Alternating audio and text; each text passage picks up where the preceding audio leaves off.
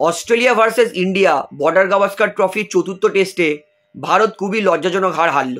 ভারতকে টেস্ট ম্যাচটা ড্র করার জন্য খেলতে হতো মাত্র 92টা ওভার, যেইখানে 4 নম্বর টেস্ট প্লাস 5 নম্বর দিন, যেখানে অস্ট্রেলিয়ার বোলাররা প্রচণ্ড ক্লান্ত ছিল, যেইখানে অস্ট্রেলিয়ার বোলাররা অতটা দম লাগিয়ে বল করতে পারছিল না, সেখানে আশা ছিল যে ভারতের প্রায় 8টা ব্যাটসম্যান খেলছিল, তারা অন্তত 92টা ওভার সামলে নেবে। কিন্তু সেই আরও একবার ভারতের জন্য ব্যর্থতা দিল ব্যাটসম্যান। যদি সবাই ঋষভ পান্তকে দোষ দেয় যে ঋষভ পান্ত ইরেসপন্সিবল শট খেলে ট্রেভিস হেডের বলে আউট হয়েছে, তাহলে বলবো একদমই নয়। কারণ একজনের খারাপ খেলায় পুরো দল হারতে পারে না, পুরো দল খারাপ খেলেছিল। সব থেকে বড় হতাশাজনক করেছে রোহিত শর্মা, বিরাট কোহলি। রোহিত শর্মা কী করতে এখনও টেস্টে টিকে আছে সেটা এবার সত্যি বুঝতে পারছি না সম্ভব কি করে। ক্যাপ্টেন বলে কি একটা ম্যাচে পারফর্ম করতে পারে রোহিত শর্মা, একটা ম্যাচে নয়। যেখানে শুভমান গিল, অনেক ভালো ভালো ব্যাটসম্যান, আজাঙ্কিয়া রাহানে, চেতেশ্বর পূজারা, যারা কোনোদিন খারাপ ব্যাটিং না করেই দল থেকে বাইরে বেরিয়ে যেতে পারে, সেখানে পরপর এতগুলো ফ্লপ ব্যাটিং করার পরেও কিভাবে রোহিত শর্মা চান্স পাচ্ছে। পূজারা, রাহানে তো কোনোদিন ভারতের জন্য সেরকম খারাপ খেলা খেলেইনি, তা সত্ত্বেও যদি তাদেরকে বার করে দেওয়া হয় তাহলে একদমই আউট অফ ফর্ম রোহিত শর্মাকে কেন টেস্ট থেকে বসানো হচ্ছে না। বিরাট কোহলি, তার থেকে তো আশাটা অনেক ছিল, কিন্তু বিরাট কোহলিও ডেলিভার করতে পারলো না। বিরাট করে সবাই নাচানাচি করে ঠিকই, কিন্তু সেই বিরাট নিজের অফ স্টাম্পের আউট হওয়া থেকে নিজেকে আটকাতে পারলো না। আরও একবার 6th 7th স্টাম্প, সেই জায়গায় কভার ড্রাইভ খেলতে গিয়ে বিরাট কোহলি আউট হয়ে গেল। কোনটাকে ইরেসপন্সিবল বলবো, ঋষভ পান্ত না বিরাট কোহলির আউট না রোহিত শর্মার আউট? যেইখানে একটা কন্ট্রোভার্সিয়াল ডিসিশনও ছিল, যেখানে জেসওয়ালের আউটটা স্নিকোমিটারে কিন্তু কোনো ডিভিয়েশন আসেনি, স্নিকোমিটারে কোনো রকম সাউন্ড ধরতে পারিনি, সেখানে কিন্তু অনফিল্ড আম্পায়ার শুধু নিজের চোখের দেখাতে আউট দিয়েছে। সেটাও একটা কন্ট্রোভার্সিয়াল ডিসিশন যেটা ভারতের বিরুদ্ধে গেছে। অর্থাৎ বলতে পারি প্রথমত ভারতের ব্যাটসম্যানদের জঘন্য ব্যাটিং, মূলত রোহিত শর্মা, বিরাট কোহলি, তাদের দুজনেরই একদমই বাজে ছন্দে পারফরমেন্স করা, এবং দ্বিতীয়ত ভারতের কিছু কিছু প্লেয়ার যারা উইকেটটাকে দান করে দিয়ে এসেছে তাদের জন্য।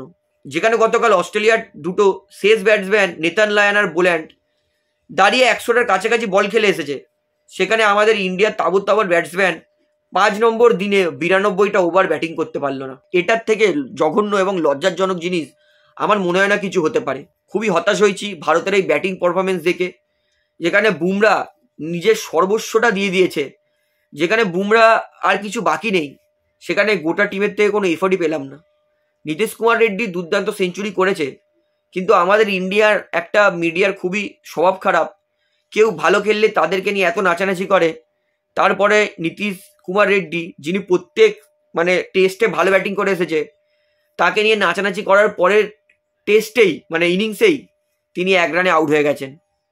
অর্থাৎ কি বলবো, খুবই হতাশ করেছে। ওয়াশিংটন সুন্দর সত্যি আন্ডার রেটেড প্লেয়ার, ওয়াশিংটন সুন্দর শেষ পর্যন্ত লড়ছিল, কিন্তু কি করবে, ওপর দিকে কেউ সাহায্যই করতে পারেনি। অর্থাৎ আমি বলবো 5 নম্বর টেস্ট যদি ইন্ডিয়াকে জিততে হয় এবং ইন্ডিয়াকে যদি ড্র করতে হয়, কারণ যদি ইন্ডিয়া সিডনি টেস্ট হেরে যায় অথবা সিডনি টেস্ট ড্র করে, ইন্ডিয়াকে লাস্ট টেস্ট ম্যাচটা জিততেই হবে যদি ইন্ডিয়াকে ওয়ার্ল্ড টেস্ট চ্যাম্পিয়নশিপ ফাইনালে যেতে হয়। যদি অস্ট্রেলিয়ার বিরুদ্ধে হেরে যায় তাহলে ওয়ার্ল্ড টেস্ট চ্যাম্পিয়নশিপ ফাইনালে কিন্তু যাওয়ার সম্ভাবনা ইন্ডিয়ার শেষ। তাই ইন্ডিয়াকে সিডনি টেস্ট 5 নম্বর টেস্টটা জিততেই হবে, ড্র করলেও চলবে না।